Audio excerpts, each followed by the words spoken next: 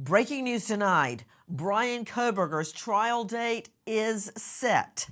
This as the state is amassing cell and video proof.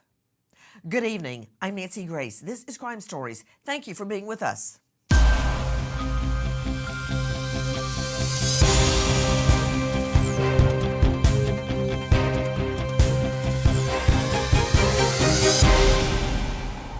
Bombshell. The Kohberger trial date set after endless delays. Will the Idaho 4 victims finally get justice? We now know the trial date is not to occur for another year. Is this really happening? Joining me, an all-star panel to make sense of what we know right now. First of all, straight out to Chris McDonough joining us, Director, Cold Case Foundation, homicide detective, and host of the YouTube channel, The Interview Room. The families of the victims very distraught at another year delay, seemingly no justice. And you know, Chris McDonough, from having been a star witness in so many murder cases, the defense's best friend is delay, delay, delay. And that is a trial strategy, to delay. Agree or disagree?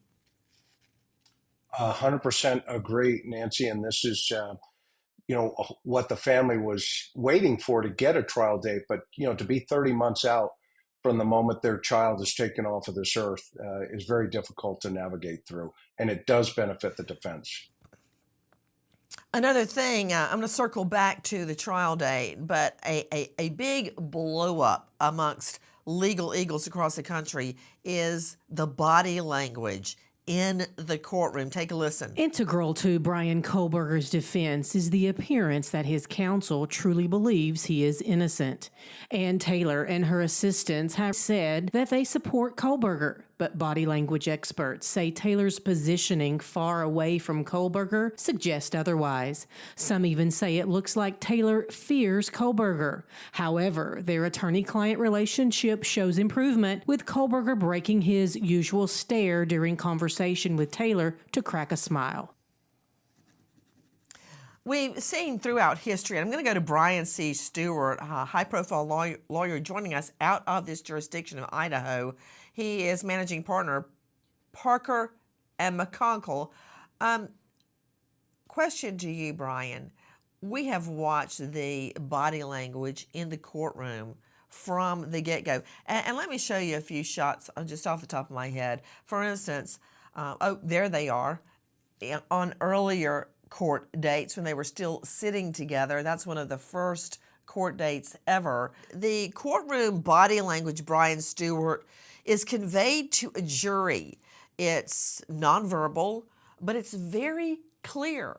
And we see Ann Taylor in the Kohberger case inching further and further and further away from Kohberger. Gee, I wonder why. Weigh in. Well, there's no question that the proximity and relationship that a defense attorney exhibits towards their client gives the perception of what that defense attorney actually believes about the client, whether or not they're dangerous or safe or guilty or innocent. And even setting the defense lawyer's actual beliefs aside, a seasoned defense lawyer is going to know that that perception is always on trial, even in motion hearings as well as at trial, that they're always being observed and always sending a message of how they feel about their client. Joining us right now, special guest Tracy Brown, body language expert, author of How to Detect Lies, Fraud, and Identity Theft, and you can find her at bodylanguagetrainer.com. Tracy, it's great to have you. I wanted you to see the various photos and see Kohberger with his lawyer. Tracy, I was looking actually at Kohberger's outfits in court, and I was comparing one suit to the next, to the next, to the next, to the next, and I noticed he always wore the same tie. And as I was looking at that, does his demeanor change? Does his strut into the courtroom change? Because I will never forget Scott Peterson.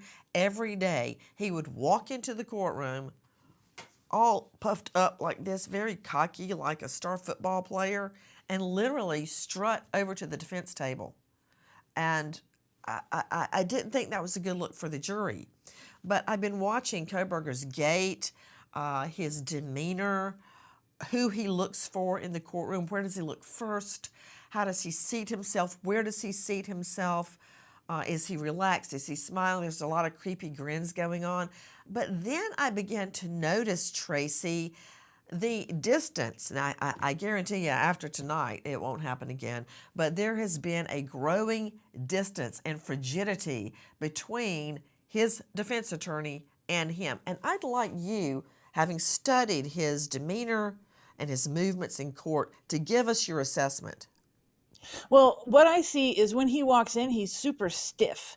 So either he hasn't been moving, like while he's in jail, which is possible, or it's maybe a subset of fear running through his body, which that would be a reasonable thing to think. Now, as the distance grows, right, that says emotional separation.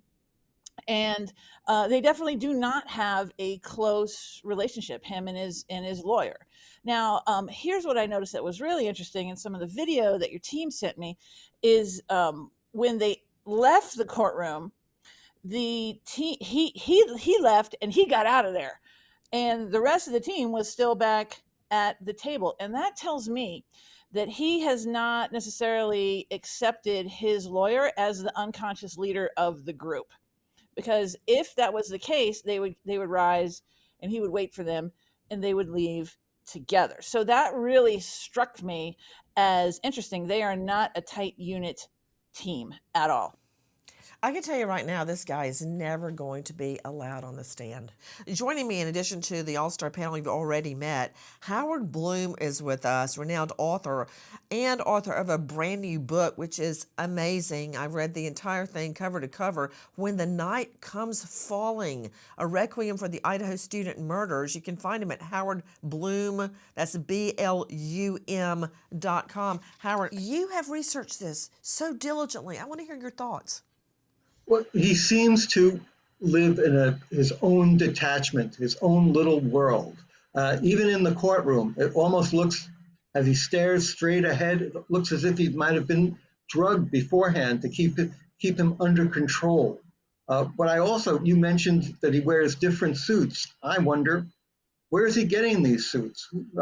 We know the state is paying for his defense, but where is he getting all these new suits? He seems to be going out almost posing as an actor in this. His hair is suddenly gelled. He's looking good. I think he's on some level enjoying this attention, because I also believe in the back of his mind, he thinks he's going to outsmart everyone. And he's just sort of sitting back there. I think the idea that his hands are steepled showing confidence, I think he's really confident. I think he thinks he's going to have the last laugh. Guys, we have been told, according to sources, he is using 5 different suits for court. Many of them look very similar. To Joseph Scott Morgan joining me, professor of forensics, Jacksonville State University, author of Blood Beneath My Feet on Amazon, and star of a hit new series, podcast, Body Bags with Joe Scott Morgan.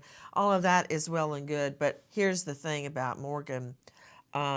He has investigated over 1,000 death scenes. Now, I've tried a lot of homicides. I've been to a lot of autopsies, but that is a big number, rivaled by Chris McDonough, former homicide detective. But Joe Scott, I want to talk to you about this aspect of the trial. You've been in a lot of trials. You have a real way of communicating. When I look at Kohberger, there's only one word I can think of: frigid. When he sits in the courtroom, he might as well be a stalactite sitting there in the chair next to his lawyer, who frankly she looks terrified of him. She hardly even looks at him, number one. And that's a thing. That is a thing. You know, Joe Scott, when you don't like somebody or you don't like what they're saying, you look away like that, or you won't look in their face. People can't meet your eyes all the time when they're lying. I don't see them having any of those moments where they turn to each other and speak closely. How do you equate? Now, this may be a little out of your usual sphere that you talk about with me, because we were usually talking about body parts and blood spatter and autopsies.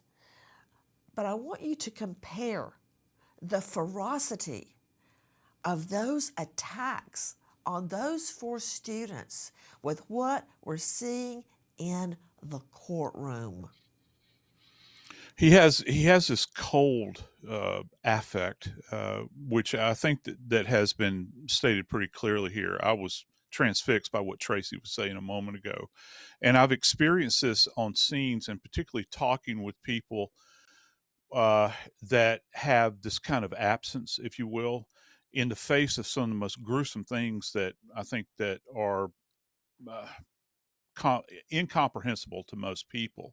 And I've seen this in plain view of me, because I would come away thinking, how in the world did they not react to what I had just stated to them when you try to describe these horrible events and the aftermath here?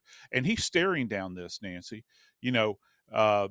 what is it, June of 2025. He's got all of his time again to think about this.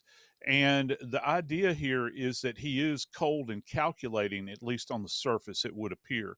That scene that those But how can investigators those two walked things into. exist, Joe Scott? The Yeah, ferocity, the yeah. vicious nature of the attacks, and the lying. I'm here to help you, he said to one of the victims before he killed them. And now this cold, austere demeanor in court.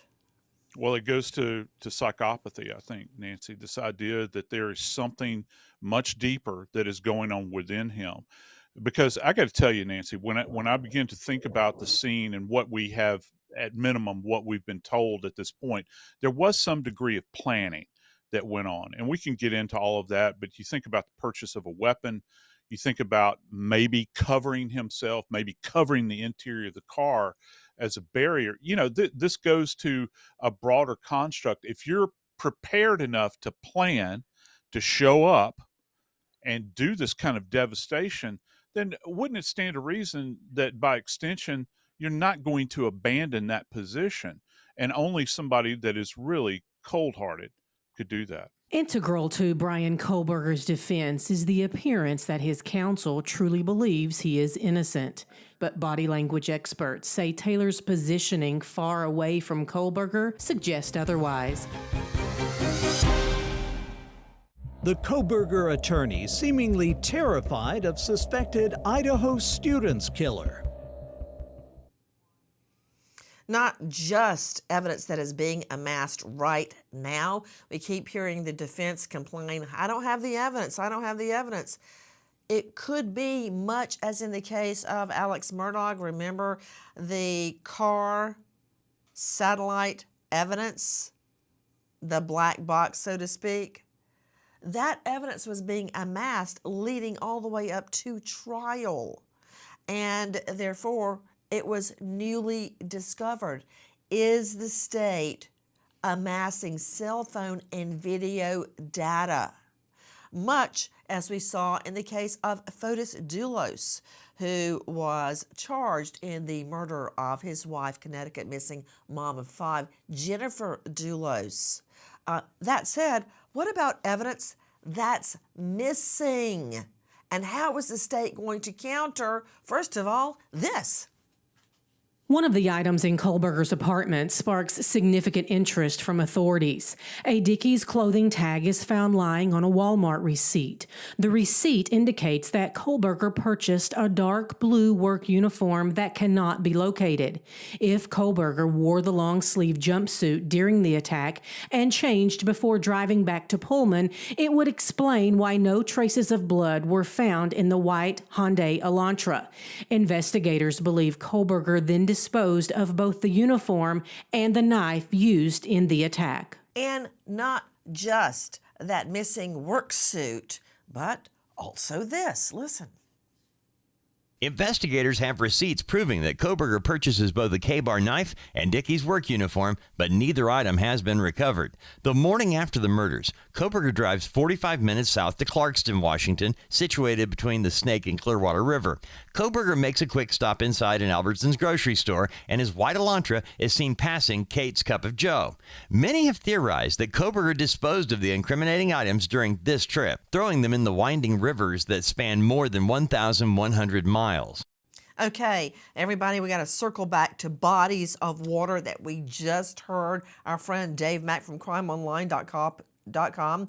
The white Elantra is seen passing Kate's Cup of Joe. We know his route based on cell phone data. Right now, our authorities furiously combing bodies of water to find A, the murder weapon, and B, that Dickie's uniform. Straight out to Howard Bloom, author of When the Night Comes Falling, an amazing book full of intense research on Kohberger. What do you make, first of all, about this Dickie's uniform? I mean, the evidence is pretty strong in that he buys this uniform prior to the murders. Why? That's not what he wears to work. Why does he need that? What happened to it? And a clothing tag. The tag is found lying on the Walmart receipt. So we know he bought it. Where is it? Exactly. I mean, this shows his planning, and he did not go into this just on a spur of the moment. This was a preconceived, deliberately planned event. And that also goes back to what you were talking about earlier about his confidence in the courtroom. He still believes that he's going to outsmart everyone. You can't find the murder weapon. You can't find the Dickie's outfit. All this is part of his plan that allows him to think he's going to get away with it. You know, Tracy Brown joining me, high-profile body language expert. I just want to point one thing out. I've got Jackie here in the studio going, why did he cut the tag out? Okay. I have to cut the tag out of every single thing my son wears because it scratches the back of his neck. That said, it could also be the tag off of the clothing. Like, okay, this is Walmart. You'll have not only a receipt, but there'll be a tag on, say, the sleeve. It could be that tag. That said, this is what I want to talk to you about, Tracy. The fact that the tag, this is so Kohberger, the tag from the clothing is laid neatly on top of the receipt. Who does that? I mean, who keeps those things together? I find that very, very unusual. But it goes to what Bloom was just saying, the author of the new book, about the methodical psychopathy of Bryan Kohberger. Well, this is the only way he can feel emotion in his life, right? This is his moment. This is his Olympics. He has planned and planned and planned, and he is going to make sure every detail is just right. Because remember, his amygdala probably not working, and he can't do feelings. And he's trying as hard as he can to feel something. And it's all this planning that is his moment to try to get something out of life for him. You know And what's so this is what we interesting get. also, following up on Tracy, to Brian Stewart, high-profile lawyer in that jurisdiction of Idaho. Brian, have you ever had a client, and I'm just immediately thinking of Robert Blake and all of his henchmen. They actually made out a list, lie, tarp. They wrote the list, the murder list, lie, tarp, let's see, shovel. I can't even remember what all they had on their list that they needed to get rid of Bonnie Lee Bakley's body. But have you ever had a client plan so much that the planning became the proof? The lists, the receipt, the tag, the Amazon order for the K-bar knife, the Dickie's uniform, just everything, turning the phone off ahead of time, then turning it back on en route home. It's just so much planning, and the trail becomes the trail to get rid of the evidence becomes the evidence. Absolutely. I've never experienced that personally with a client, but when you see someone planning that systematically to avoid getting caught, that can become evidence that they did do it. When when there's all this evidence, like the knife and the work uniform that were purchased but now have disappeared, and it's, it is troubling, and he should be worried about it. To Joe Scott Morgan, you and I have talked about this fixed blade knife many, many times. We have the Amazon order for the knife and the sheath. We found the sheath under one of the victim's dead bodies, but the knife, of all things, goes missing. Even my son and daughter, my son got a Scout knife years ago. I can tell you right now where that thing is. Why would you buy a K-bar knife that matches the sheath under the victim's body, and now the knife is... Oh, I knew you were going to do that. Thank you. Go ahead, and now the knife's gone. Yeah. Yeah. Hey, let's talk about the Dickies real quick, because that's key here, I think, Nancy. What if Liz and the crew could put that image back up of the Dickies coveralls? What's it missing that you would see on a normal pair of trousers? There are no belt loops there. Okay. Now, granted, it has pockets, but with K-bar, it has got a significant place here to run your belt through and to hang off of your pants. And I'm thinking, I've always kind of envisioned this, going into that room. It's almost like a drama that's being played out. When he withdraws that knife from the sheath, it's very dramatic, I think, for him at that moment in time. And in this fury, in this confused state, chaos, he's dropped this sheath. He doesn't have it secured to his side like you would normally think. I mean, hell, these things are made for the Marine Corps, Nancy. They have all kinds of places that they attach these things to their equipment, and in order to secure it. He failed in that one area, Nancy, and it's always been fascinating to me. And the fact that there's nothing in the car as well. He's thought about the Dickies, perhaps, to cover himself. And, there's been all kinds of theories put forward about, well, why is there no evidence in the car? Did he go to the extent as well of using trash bags or plastic or something contained? Because I just knew, I would have bet you dollars to donuts that when they got that car, it was going to be a rolling crime scene, that they were going to find some evidence in there, because I've worked cases involving sharp force injuries, Nancy, and they are by far, even compared to shotgun wounds, by far the most bloody scenes that you can possibly work as a death investigator. And I cannot get past the thought that there was not an element of biological evidence left within that car. And we haven't even talked about shoes. What happened to the shoes as well? Because he would have had blood on the shoes. Welcome back, everybody. Straight to Joe Scott Morgan. What do you mean? We haven't even gotten to the shoes. But hey, hold the thought. I got to tell you something very quickly.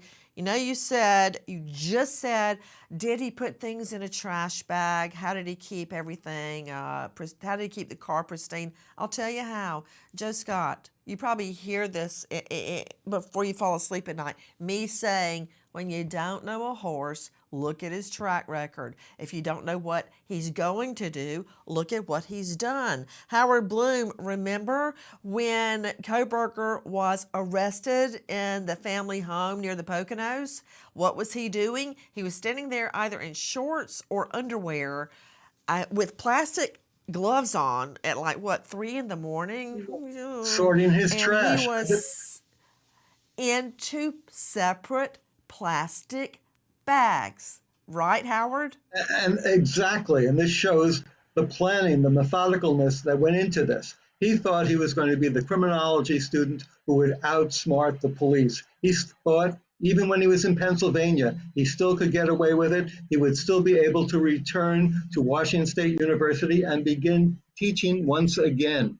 And I think even now when he's in court, he still thinks he's going to have the last laugh. He thinks he's going to beat this case. Hey, Chris McDonough, Director of Cold Case Foundation, jump in. I think I heard you. But, Nancy, let's go back to the clothing for a second, and let's just talk about the removal of the tag. And whatever, if it's the tag that's attached to the Dickie, then there is a number on that tag, and it's called an RN number. And that number can be traced through the Federal Trade Commission as to where that item was purchased, where that item was made, what country, et cetera, et cetera. So if he had thought through this, this methodical, and if he was smart enough to cut that tag off, if the authorities ever found that tag, they could connect it to that item. But if they found the item without the tag, they may not be able to connect it back to him. I've had a case where I actually found the mall where an item was purchased. It was a jacket in a homicide that I had, and it was directly because of that RN number. Hold everything. Joe Scott Morgan, what he is saying leads me to my next topic, and I don't want to forget this. Yeah. What is the state doing? Because we keep hearing the defense say, you're not giving me the evidence, you're not giving me the evidence, because they're still amassing the evidence. And I was thinking more along the lines of cell phone data, of video data that they could get, like we keep talking about the white Elantras spotted here and there. And I think they're piecing together a montage of where the Elantra was that night. But what McDonough just said about that tag, and we were earlier talking to Tracy Brown about his behavior, his stoic, severe, and methodical behavior in court. Who folds up the receipt and puts the tag from the clothes and leaves it on top of the receipt, and there it remains. But McDonough's saying you get that tag, that could be traced back to a lot, L-O-T, a lot. The exact factory that made them, where they were sent, what area of the country. He's right. Just what if? Just go with me on this. Yeah. What if we could trace back to that particular Walmart and catch Kohberger getting it, seeing him on surveillance video? I mean, and then what became of it? Where did it go? Just like the K-bar. Now, okay, hold that thought. And what about the shoes? Right. You said, we haven't even gotten to the shoes. Well, I hadn't even thought about the shoes, except he may have been wearing footies. Yeah, it could have been surgery. Or shoe covers. And if I could just for a second, I worked in the morgue for a long, long time, Nancy. I've participated or assisted in over 7,000 autopsies. You know what I always had on my feet? Shoe covers. And the reason you have shoe covers, and I don't want to be too graphic here, but there's a lot of blood spilled at autopsies, and it just saturates everything, super saturates everything. And the idea that he could have potentially have gone into this environment, committed this heinous crime, and from what we understand, at least at this point, it is very brutal. There will be blood evidence, if not on the bottom of his shoes, certainly on the tops. So what became of the footwear? Early on we heard a comment about van shoes or Vans that turned out, I don't know if they dismissed that or whatever the case was. I heard that there were people that occupied that house that had Vans. But I've always wondered about the shoes. Were they also tossed away along with gloves and this dickie and the knife in some area? Were they taken to the river and tossed in there? Or is it, or the Albertsons, which I was kind of fascinated by as well? Why not just toss it in the dumpster at a grocery store like that, where it's not going to be tracked necessarily? Everything that I've seen to date is concerning to me because it's exculpatory. And I need to clarify this. When all of the records are produced and the dust settles and I have time to review it, I reserve the right to say, no, now I'm seeing everything. Here's what I'm seeing. There may be a very good reason the defense has not seen all the scientific evidence yet, because the state is still amassing evidence. What is it? Will it be the nail in Kohberger's coffin for the brutal quadruple slay of 4 beautiful University of Idaho students? For instance, listen. Since a broad gag order was enacted in the case, the public has not learned of any evidence against Bryan Kohberger outside of that listed in the probable cause affidavit. A search warrant returned from Kohberger's apartment revealed several items were seized that may prove damning for the accused killer. 8 human hairs and 1 suspected animal hair were taken from the apartment, along with cuttings from bedding with possible blood stains. Investigators also found black nitrile gloves and took a Fire TV device and computer. Okay, Joe Scott Morgan joining me along with Howard Bloom, Brian Stewart, Chris McDonough, and Tracy Brown. When we get through this, I want to go through video that Chris McDonough has made himself going through the ins and the outs of the area. It's amazing. Everything falls into place when you can see it for yourself. I learned that out in Idaho. So Joe Scott Morgan joining us, Professor of Forensics, Jacksonville State University. Animal hair? Did I hear animal hair? What about the dog in the apartment? What if, just think about it. That animal hair that was seized matches back to the dog at the murder scene. Yeah, wouldn't that be something? You begin to think about species, specifically breed. When you think about the dog that was there at the crime scene, there's a lot of people that have held that certainly, and I think our good friend Cheryl Mack has talked about, was there any contact trace evidence left for perhaps on that collar? How well was it secured at that particular time? But you know, when you think about him, it goes back to Lacard's principle: every contact leaves a trace. Did he contact that hair the dog is shedding? It winds up on his clothing. He goes back, or on him, on his hands, or somewhere. You never know. It could have contacted his face for all we know. Did he go back and then it was deposited at that location? All of these things have to be considered, Nancy. Okay, what more evidence is the state amassing? Listen. Part of the hearing on the 14th is to talk about the different parts of that video that we've received and how we need the whole context. This is the video that they say places this car near the residence. We've received little tiny pieces of that. And we think Brian's right to a fair trial means the public needs to know that they've withheld the audio from a great portion of that, and that it starts a long time before the little clip that we've received. The little clip that we've received. Okay, control room, could I get you to roll Chris McDonough's video, his drive-through all around the area where the crime was committed? Okay, you're seeing an incredible view here, and it goes all the way back to the gas station where the launcher was first spotted. Okay, Chris, go ahead and explain what we're seeing right now. So what we're seeing here, Nancy, is the road that runs parallel to the residence. And you could obviously see this was taken on Thanksgiving Day. The police had still had this area secured. And then this is behind the house, looking to the neighbors to the left, which if you were looking at the back there, one area that struck me here is this window here. Underneath that window, there is a like a cinder block. You can see it right there. My initial impression was, if this guy was, pre-incident surveillance of this house, and he had these tendencies like a peeping Tom, is he using that almost like a bench, right? To sit there, to look through the windows, those types of things. And of course, that's just a theory. We don't know that. But at the same time, I always thought this was the most logical area that this guy would make the entry into the house through that sliding glass door on the back patio. You also have, that's a really good video right there.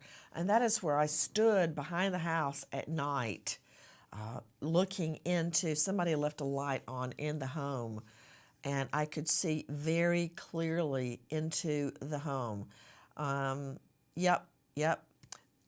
And also the video that you amassed also of the drive-through through the area in the snow, and you went very slowly up and down all the winding streets. And I recall seeing the gas station over on the left of your video, which leads me, there you go, there we are driving beside the gas station, and then you turn left and start a circuitous wind up hills to get to the King Road address.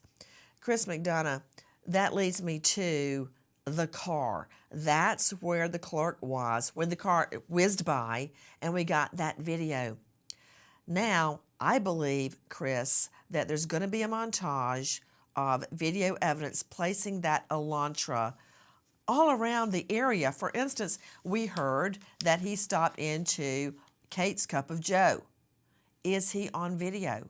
Is his car on video? And I think the state is going to put together a montage of video that's not ready yet because they're still amassing it. What about it? Yeah, no, I totally agree with you, Nancy.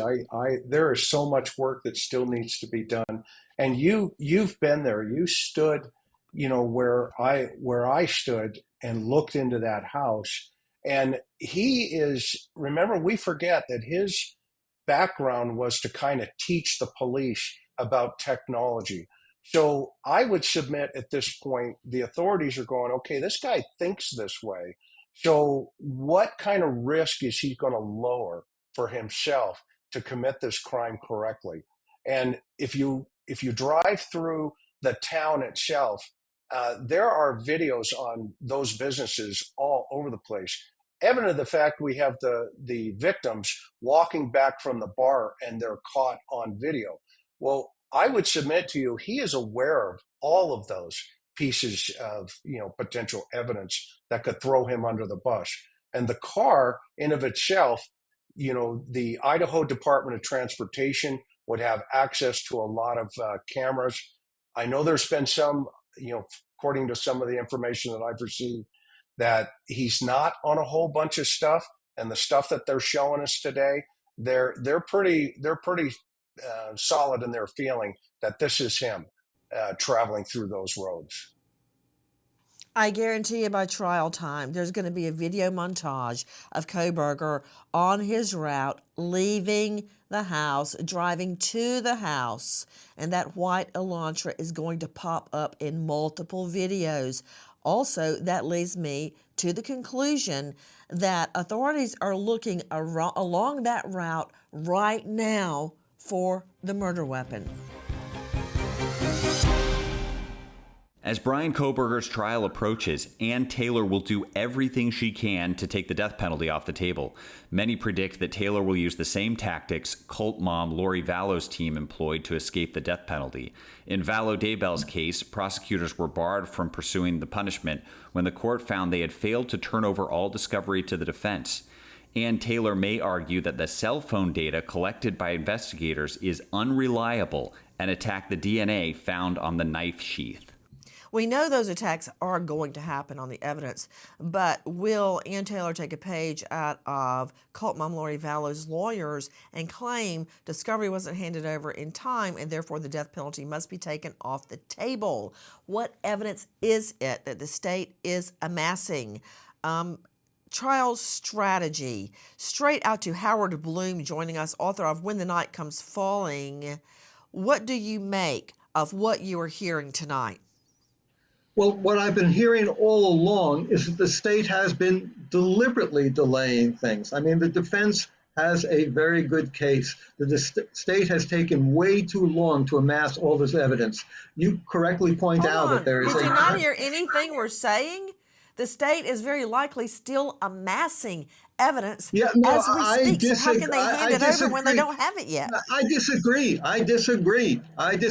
How long does it take to amass all this evidence? We're talking about a year and a half on an important case, and they have all this task force working, plus the feds, and they can't get it together in time. They are dragging their heels.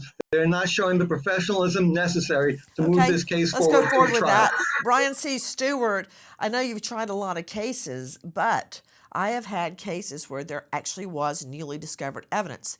And if you're talking about using satellites or amassing video from different stores, still looking for the murder weapon, still trying to triangulate cell phone data, I mean, that takes a long time. I mean, I understand people that are not familiar with the technicalities of amassing cell phone data and video data. It doesn't happen overnight, Brian. Absolutely. And we don't know that they are still amassing more cell phone data or DNA data or surveillance data, but they said that they've turned over everything that they have to date. And even if they have done that, they'll continue to investigate and try to run down loose ends all the way until trial. Well, bottom line, Chris McDonough, based on your drive-through that we've been showing, they have a lot of territory to cover. If they're looking for video of that Elantra, agree, disagree?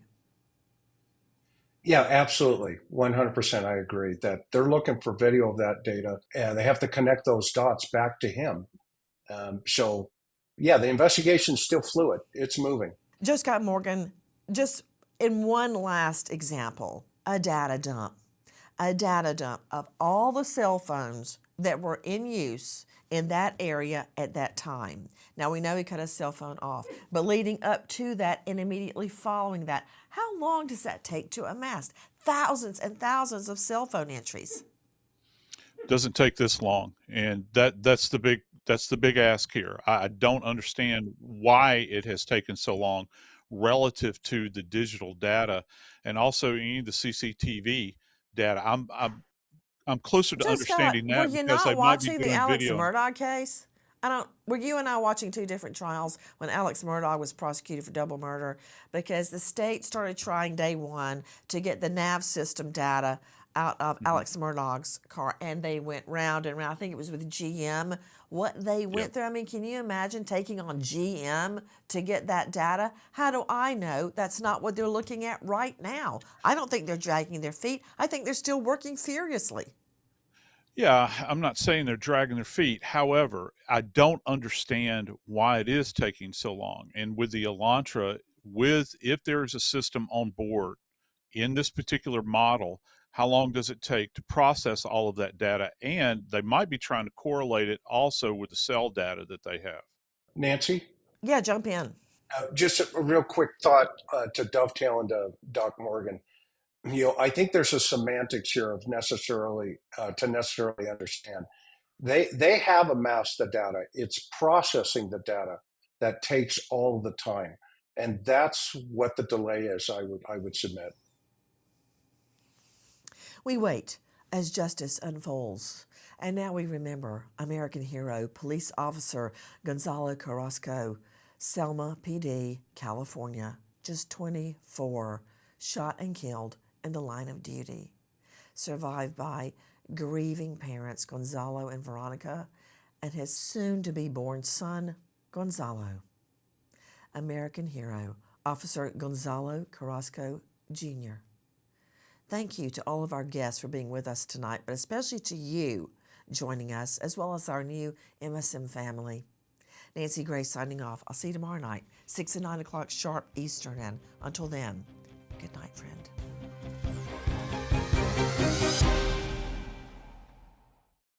Guys, thank you for watching Crime Online with Nancy Grace here on YouTube. To get the very latest, subscribe to Crime Online here